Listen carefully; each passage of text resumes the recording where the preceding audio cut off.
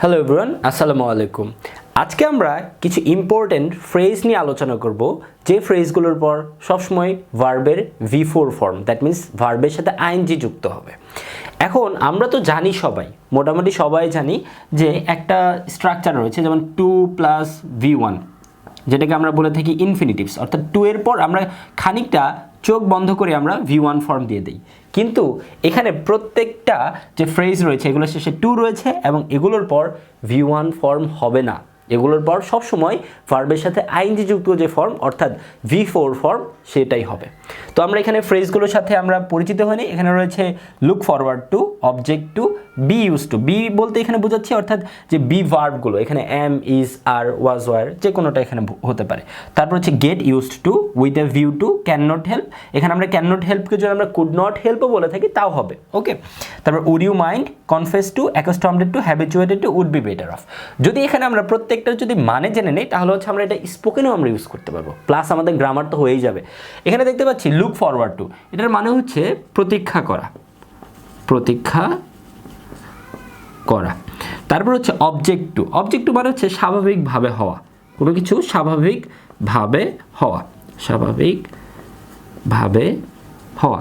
যদি আমরা একটা উদাহরণ দিই, যেমন হচ্ছে বরফ স্বাভাবিকভাবেই গলে যায়, তাহলে কীভাবে আমরা বলবো স্পোকেন ইংলিশে? সেটা হচ্ছে আইস অবজেক্টস টু মেল্ট, না মেল্ট না, এখানে মেল্টিং হবে, কারণ আমরা বলেছি যে এই ফ্রেজগুলোর পর ভার্বের সবসময় আইএনজি ফর্ম হবে। তার মানে হবে হচ্ছে আইস অবজেক্টস টু মেল্টিং, ওকে।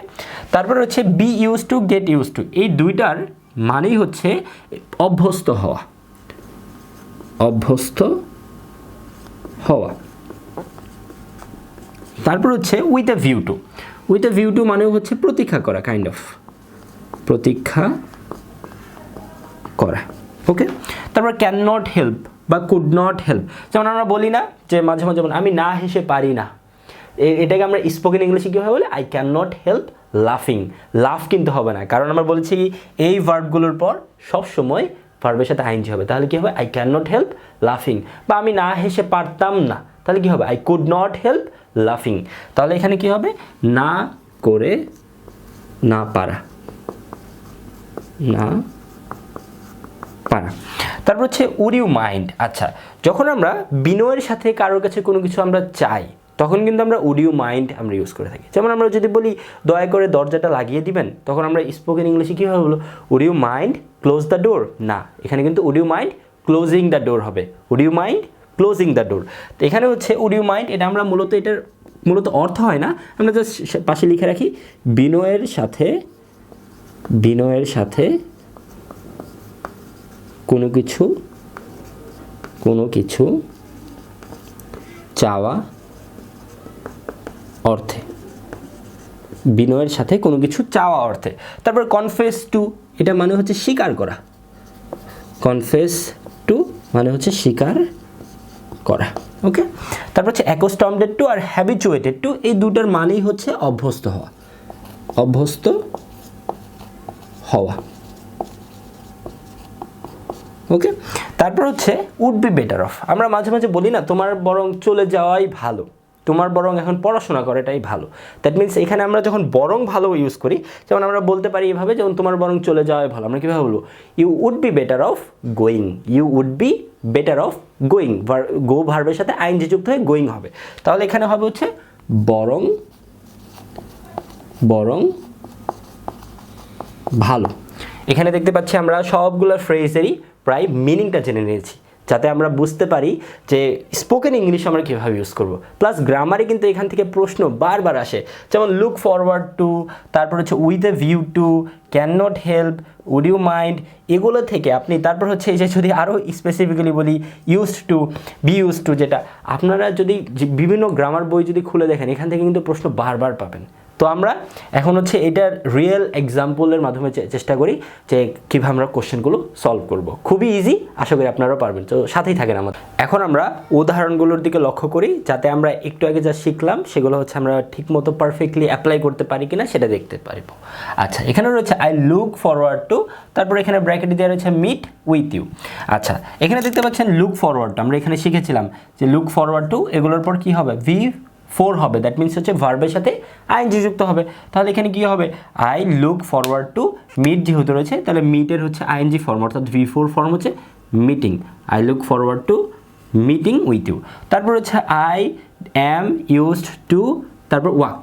আচ্ছা, আমরা শিখেছিলাম বি ইউজড টু, আমরা বলেছিলাম যে বি মানে হচ্ছে এখানে am is are was were, that means হচ্ছে বি ভার্বগুলো, দ্যাট মিনস এখানে এম হচ্ছে বি ভার্ব, বি তারপর হচ্ছে ইউজড টু, পেলাম বি ইউজড টু। ওকে, তাহলে এখানে কি হবে, I am used to walk যেহেতু রয়েছে, তাহলে এখানে কি হবে, ওয়াকের V4 অর্থাৎ ভার্বের সাথে আইএনজি ওয়াকিং হয়ে যাবে, I am used two walking. তারপর হচ্ছে I can not help Cry যেহেতু দেওয়া রয়েছে, ক্যান নট হেল্প রয়েছে, তাহলে এখানে কি হবে, ক্রাইয়ের সাথে আইএনজি যুক্ত হয়ে ক্রাইং হয়ে যাবে, অর্থাৎ I can not help crying. তারপর হচ্ছে উড ইউ মাইন্ড যেহেতু শুরুতে রয়েছে, তারপরে কি হবে, তারপর ভার্বটা আইএনজি হবে, তাহলে কি হবে, would you mind taking a cup of tea, যেহেতু এটা কোনো কিছু অফার করা হচ্ছে এবং কোশ্চেন হিসেবে ইউজ হয়, তাহলে লাস্টে অবশ্যই আমরা কোশ্চেন মার্কটা দিবই। তারপর হচ্ছে দ্য থিফ কনফেসড টু, এখানে ব্র্যাকেটে দেওয়া রয়েছে স্টিল, অর্থাৎ চোরটা স্বীকার করেছিল যে সে চুরি করেছে, তাহলে এখানে কি হবে, কনফেসড টু, যেহেতু কনফেসড টু এর পর আমরা কি স্টিল এটাই থাকবে না, এটা থাকবে না, অর্থাৎ এখানে স্টিল অর্থাৎ চুরি করার এটার V4 অর্থাৎ স্টিলিং হয়ে যাবে, the thief confessed to stealing. Okay, তারপর হচ্ছে you would be better off, আমরা বলেছিলাম উড বি বেটার অফ মানে হচ্ছে বরং ভালো, যেমন এখানে বোঝাতে যাচ্ছে you would be better off live যেহেতু রয়েছে, এখানে বোঝাচ্ছে যে তোমার বরং চলে যাওয়াই ভালো, তাহলে এখানে কি লিখবো, you would be better off, off মানে এফটা ডাবল এফ হবে, তাহলে কি হবে, living, you would be better off living. তারপর হচ্ছে I went home with a view to, আমরা শিখেছিলাম উইথ এ ভিউ টু যদি থাকে তাহলে হচ্ছে এরপরে আইএনজি হবে, তাহলে I went home with a view to giving you money, that means আমরা শিখলাম যে আমাদের যে look forward to, object to, be use to, can not help, could not help, confess to, habituated to, accustomed to বা would be better off, এই যে এতগুলো যে আমরা ফ্রেজ রয়েছে, এই ফ্রেজগুলোর পর আমরা সবসময় V4 অর্থাৎ ভার্বের সাথে আইএনজি যে ফর্মটা রয়েছে সেই ফর্মটা ইউজ করব। এটা আমরা স্পোকেন ইংলিশে ইউজ করতে পারি, প্লাস গ্রামারে এখানে কিন্তু প্রশ্ন অনেক আসে, অনেক বেশি পরিমাণে আসে। তো আপনারা ইনশাল্লাহ এই উদাহরণগুলো এবং নিজেরাও বিভিন্ন যে কোনো বই খুলে এই অংশটা প্র্যাকটিস করবেন। তো আজ এই পর্যন্তই, আসসালামু আলাইকুম, সবাই ভালো থাকবেন।